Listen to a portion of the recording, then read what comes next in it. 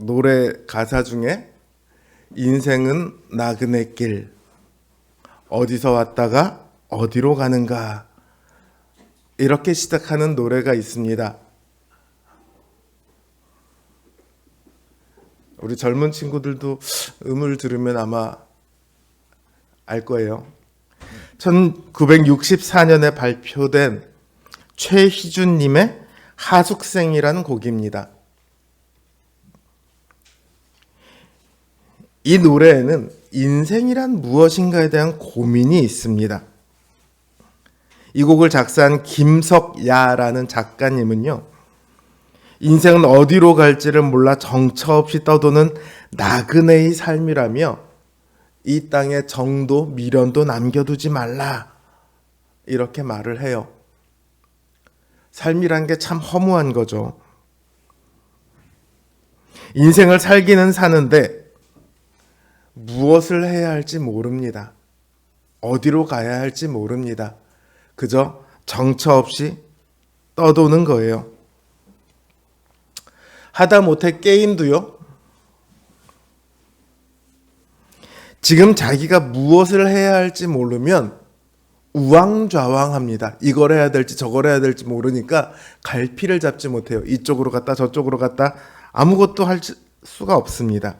하물며 우리의 인생에서 무엇을 해야 할지 모른다면 그 인생에 무슨 의미가 있을까요? 그냥 우왕좌왕 정처 없이 왔다 갔다 하는 그런 인생이 어떤 의미를 가질 수 있을까요? 우리의 인생의 의미를 알기 위해서는 우리가 지금 있는 곳이 어디인지를 알아야 합니다. 바다에 있으면 수영을 하건 낚시를 하건 물과 관련된 무언가를 할 수 있겠죠. 산에 있으면 등산을 하건 약초를 캐건 할 수 있어요. 자기가 어디 있는지를 모르면 어디로 가야 할지, 무엇을 해야 할지 모릅니다. 뿐만 아니라 내가 지금 여기서 무엇을 하고 있는지도 모르게 되죠. 흔히들 요즘 멘붕이라고 말하죠. 멘탈 붕괴를 줄여서 멘붕이라고 하는데, 그 멘붕을 표현하는 아주 짤막한 그 표현 중에 여긴 어디? 난 누구? 이런 표현이 있어요.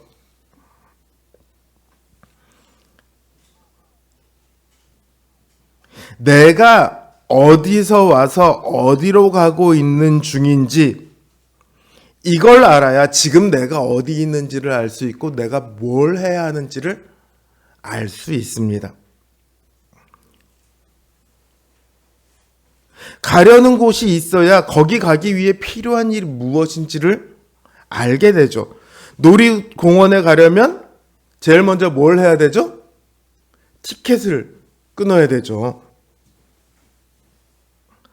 놀이공원을 가야지 하면서 낚싯대를 챙기는 사람은 없을 거예요. 워터파크에 가면서 등산화를 챙기는 사람 없을 거예요. 자기가 가려는 곳에 맞춰서 자기의 할 일이 나오는 거죠. 우리의 삶의 의미가 그걸 아는 데서 나오는 거예요. 여러분들의 삶의 의미는 무엇입니까? 여러분은 어디로 와서 어디로 가는 중이십니까? 사실 여기에 대한 답을 우리는 알 수 없습니다. 이 중에 나는 태어나기 전에 있었던 곳이 어딘지 알아요? 이런 분 계십니까? 죽고 나면 어디로 가는지 알아요? 이런 분 계십니까? 하나님이 없다고 가정하면 어느 누구도 알 수 없어요. 하나님을 믿지 않는 사람들이 그래서 전생을 이야기하고 환생을 이야기하고 죽고 나면 소멸을 이야기하고 죽고 나면 끝이다 이렇게 얘기하죠. 소멸을 이야기하고 아기지옥, 파멸지옥 이런 걸 얘기하고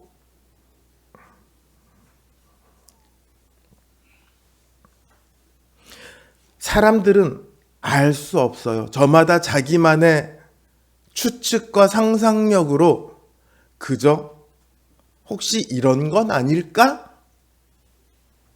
생각해 볼 뿐이죠. 그러나 우리가 태어나기 전부터 또 우리의 육신이 수명을 다하고 난 후에도 우리의 모든 길을 아시는 분이 계십니다.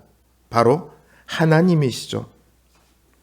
그러니 우리가 지금 살아가는 이 순간의 의미를 알기 위해서는 하나님의 가르침을 들어야 합니다. 오직 성경만이 우리가 어디로부터 와서 어디로 가는지를 말해줍니다.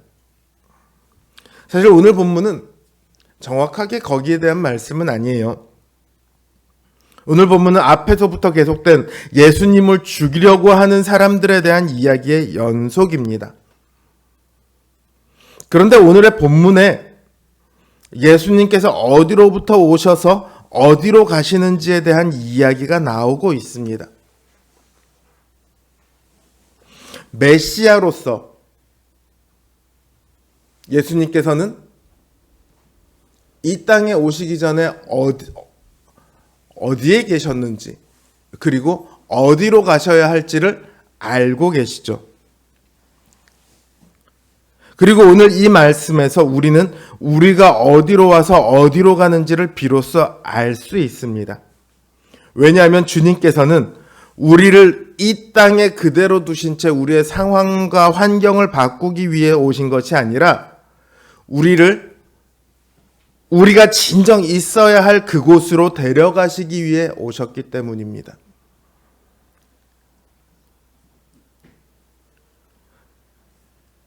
예수님께서 우리를 데려가시기 원하시는 곳, 그곳이 바로 우리가 가야 할 곳입니다.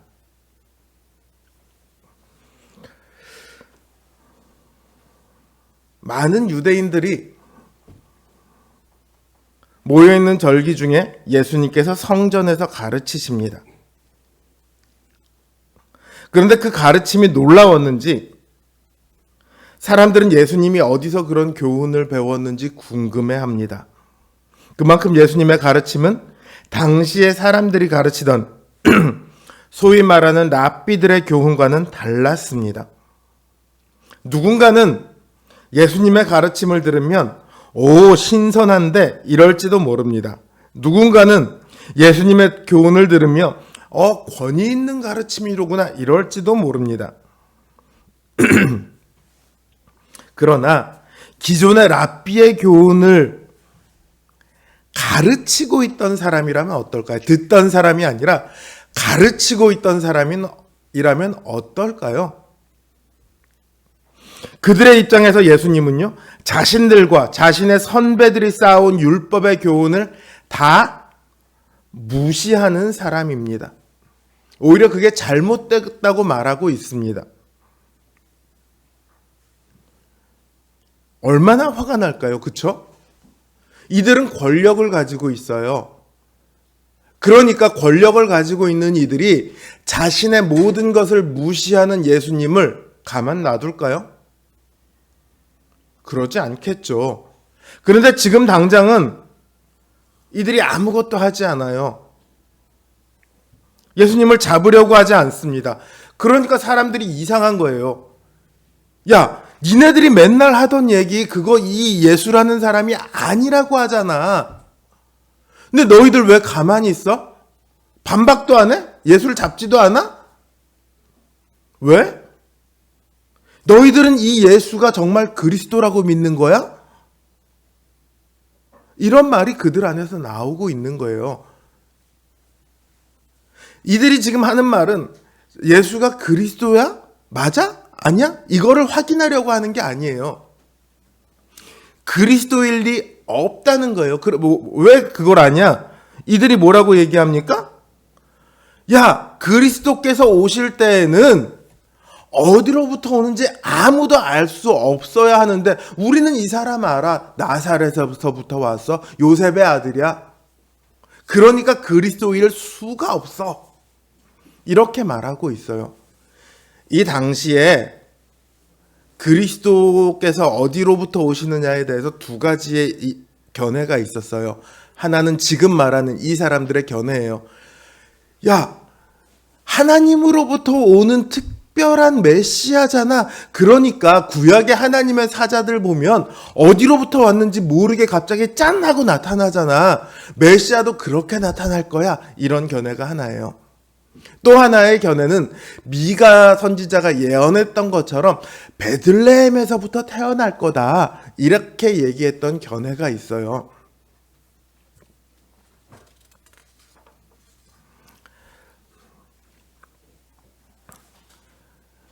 첫 번째 베들레헴 탄생설에 비춰보면 예수님이 그리스도가 아닌 게 뻔해 보이죠. 왜냐하면 지금 이 사람들은 예수님께서 베들레헴에서 태어나긴 하셨어요. 그런데 이 사람들이 알고 있기는 예수님은 어디 출생이에요? 나사렛 출생이에요. 베들레헴에서 태어나셨다는 걸 몰라요. 그러니까 베들레헴에서 탄생한 것도 아니고 어디서 갑자기 나타난 것도 아니고 나사렛에서 온 목수 요셉의 아들인 이 예수가 그리스도일 리는 1도 없는 거예요.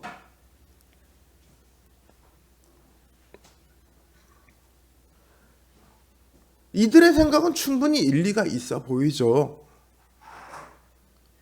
그렇잖아요. 메시아가 오신다면 베들레헴에서 태어나셨거나 아니면 아무도 모르게 와야 하는데 예수님은 그 둘 다에 해당하지 않아요.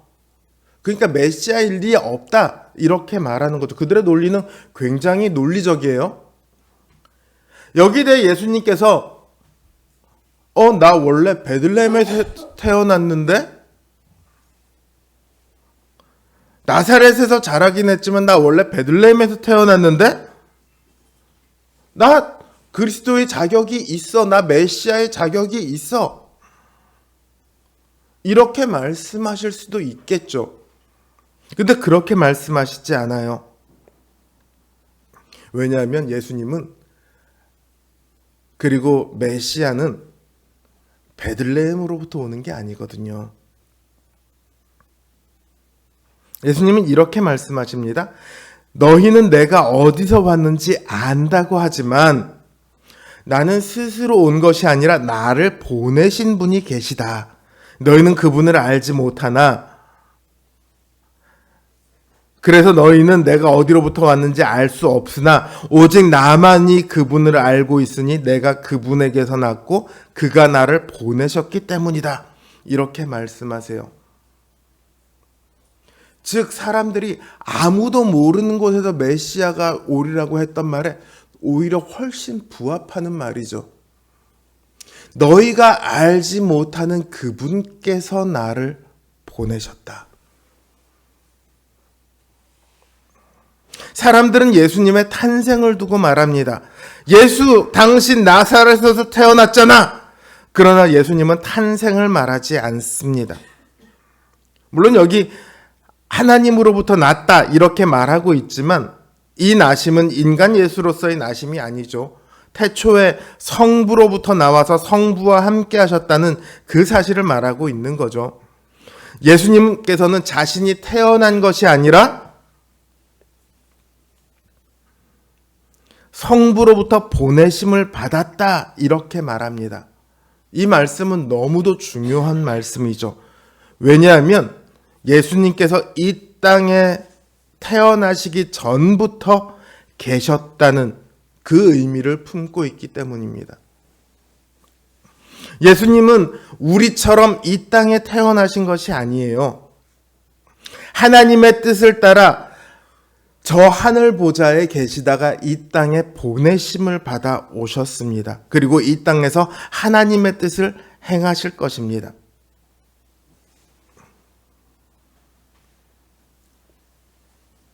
그럼에도 여전히 사람들은 예수님께서 메시아, 즉 그리스도가 아니라고 생각합니다.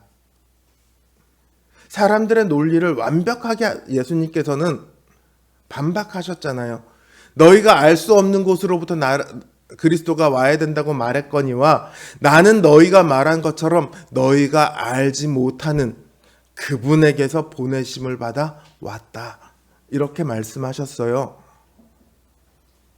그러니까 그들의 반박이 잘못됐다는 거죠. 그럼 그들이 수긍을 할까요? 그러지 않아요. 이 다음에 보면 사람들이 예수님에 대해 야, 진짜 그리스도가 오더라도 예수님보다 더 많은 표적을 행할 수 있을까? 이런 말을 해요. 이 말은 예수님께서 굉장히 많은 표적을 행하기는 했지만 그리스도는 아니라는 말이죠. 그들이 예수님을 믿어요. 어떤 면에서? 수많은 기적을 행한다는 것을 믿어요. 능력이 있으신 분이라는 것을 믿어요. 그러나 무엇은 안 믿어요? 그리스도라는 것은 안 믿어요.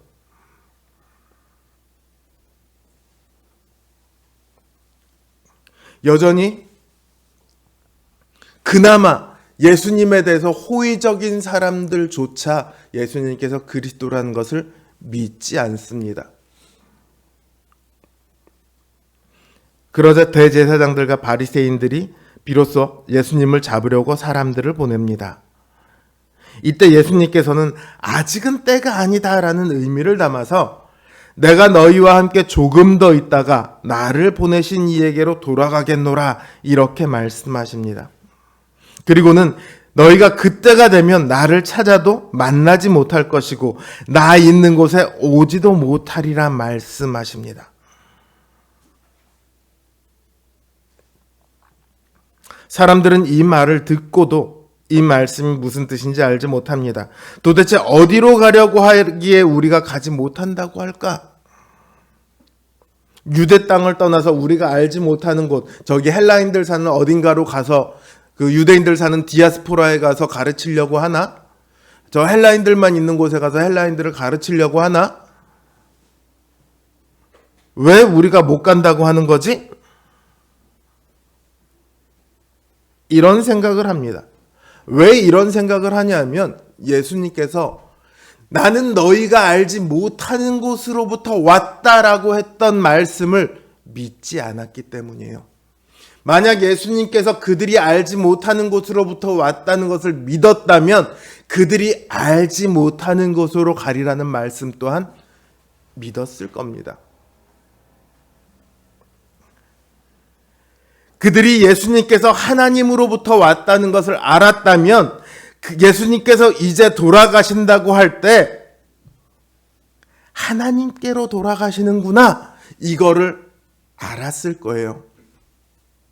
그러나 그들은 믿지 않습니다. 그리고 알지 못합니다. 그들은 눈에 보이는 것만 가지고 따집니다. 눈에 보이는 것만 가지고 판단합니다. 예수님께서 영적인 하나님의 나라를 가지고 말하고 있음에도 그들은 그 나라를 전혀 보려고 하지 않습니다. 그러니 그들은 예수님이 가려고 하시는 곳에 갈 수 없습니다.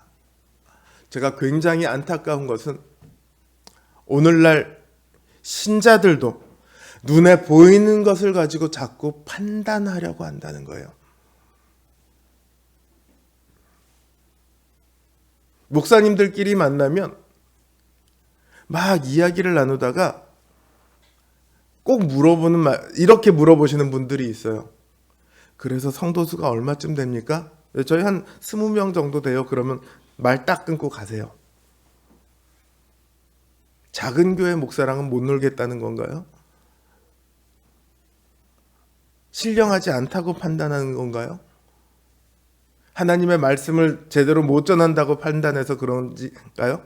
저는 잘은 모르겠습니다만 그런 분들이 계세요. 눈에 보이는 것이 판단의 기준이 됩니다. 목사님들만 그런 게 아니라 성도님들도 그렇죠.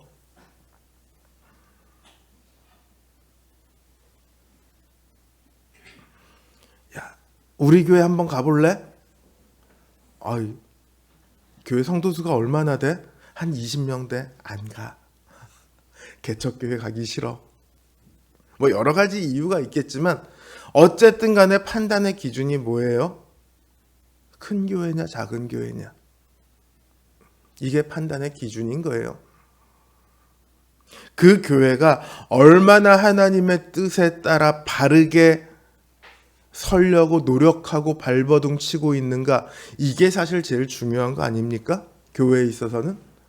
그게 아니고 겉에 보여지는 것을 가지고 판단을 합니다.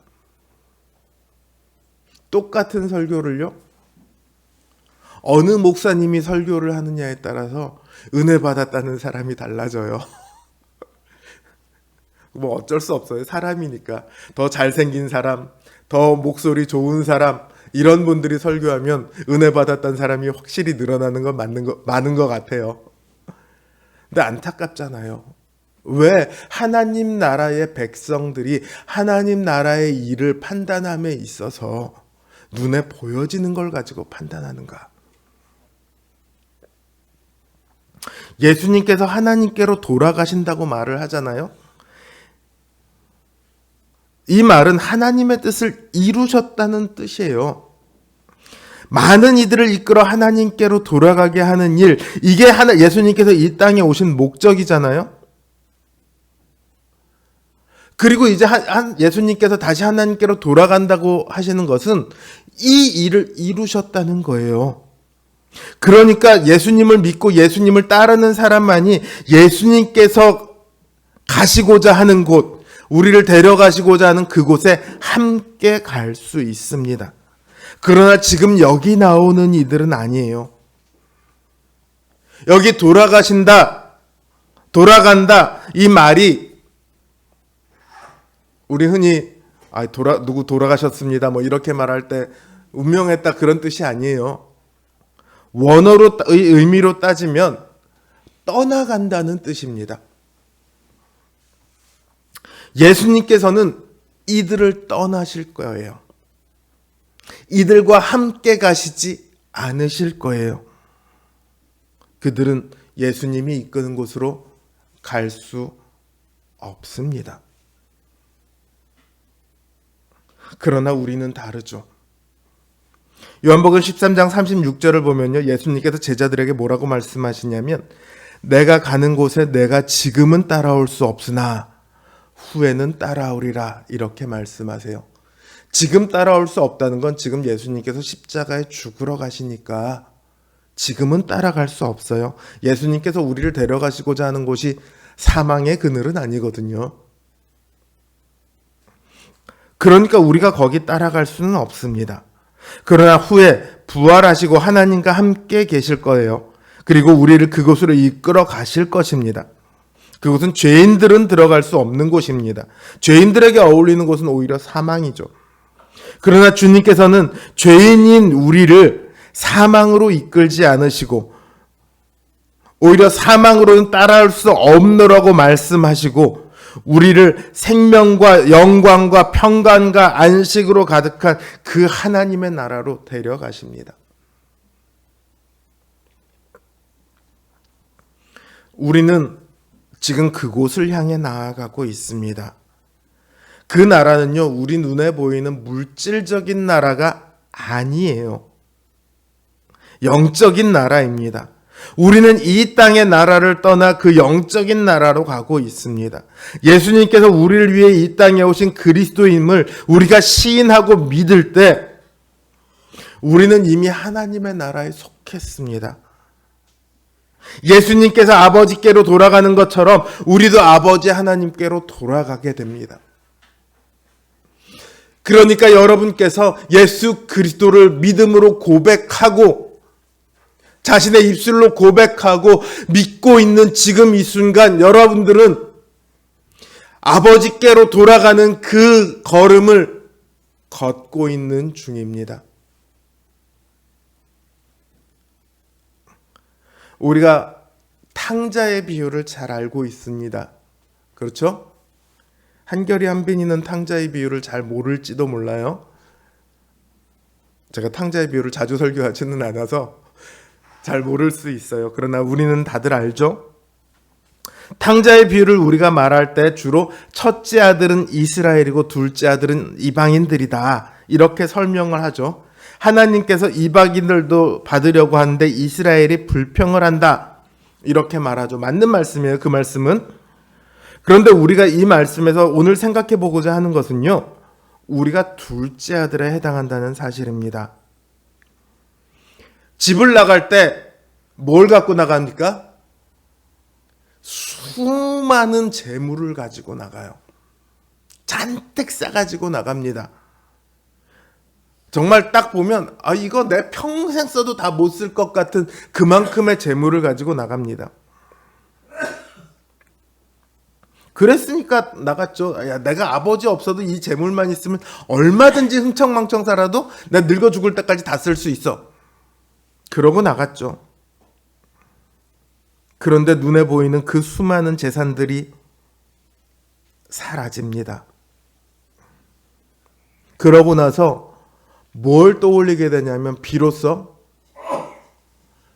눈에 보이지 않던 것들이 보이기 시작해요. 그게 뭡니까?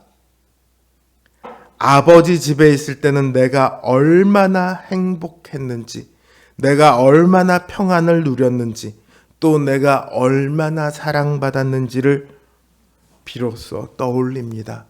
그걸 생각하며 후회하기 시작해요. 그러고는 아버지의 집으로 돌아가기 시작합니다. 지금 우리도 그렇게 아버지께로 돌아가고 있습니다. 세상이 붙들고 사는 것들을 떠나서 진정한 위로와 진정한 안식이 있는 아버지의 집으로 돌아가고 있는 중입니다. 그러니까 이 돌아가는 우리들에게는 우리들의 인생의 의미에 있어서 눈에 보이는 것들이 중요하지 않다는 것을 우리는 늘 기억해야 합니다. 우리의 인생이 눈에 보이는 것들에 의해 결정되는 인생이 아니라 눈에 보이지 않는 것들에 의해 결정되는 인생이라는 것을 잊어서는 안 됩니다. 그래야 눈 앞에 보이는 것들에 아등바등하는 그 이전의 삶과 다른 삶을 살아갈 수 있습니다. 그걸 우리는 믿음의 길이라고 부르는 거예요.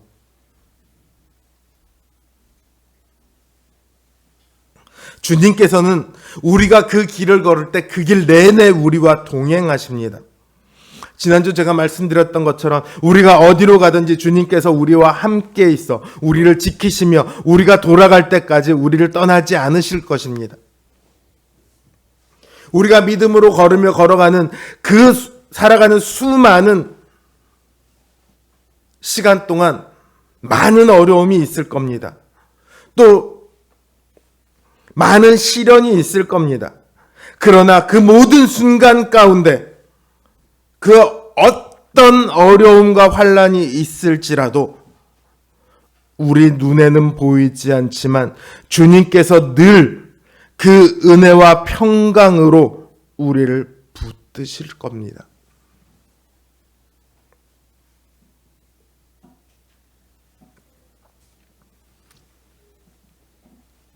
우리의 삶의 능력은 보이는 것들에 있지 않습니다. 보이지 않는 것에 있습니다. 주님의 은혜가 우리 눈에 보입니까? 주님께서 주시는 평강이 우리 눈에 보입니까? 성령님의 은사들이 우리 눈에 보입니까?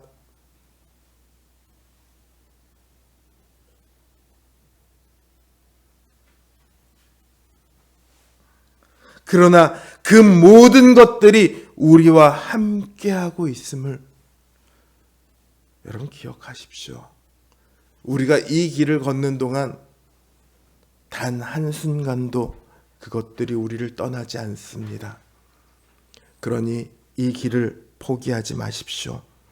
돌아가고 있는 중이잖아요. 끝끝내 마침내 돌아가게 될 때까지 이 길을 멈추지 마십시오. 너무 힘들어 포기하고 싶을 때가 오면 혹은 너무 큰 유혹이 와서 떠나고 싶을 때가 오면 우리가 어디로부터 와서 어디로 가고 있는지를 기억하십시오. 우리는 저 사망의 깊은 골짜기로부터 출발해서 영광의 나라로 돌아가고 있는 중입니다. 그 사망의 골짜기에서 우리를 꺼내신 주님께서 늘 우리와 동행하십니다. 그분을 기억한다면, 그분을 의지한다면 우리는 마침내 그 아버지의 나라에 도착할 수 있게 될 것입니다. 부디 우리 성도님들의 모든 걸음이 아버지 집으로 향하는 기쁘고 즐거운 걸음이 되시길 주님의 이름으로 간절히 기원합니다.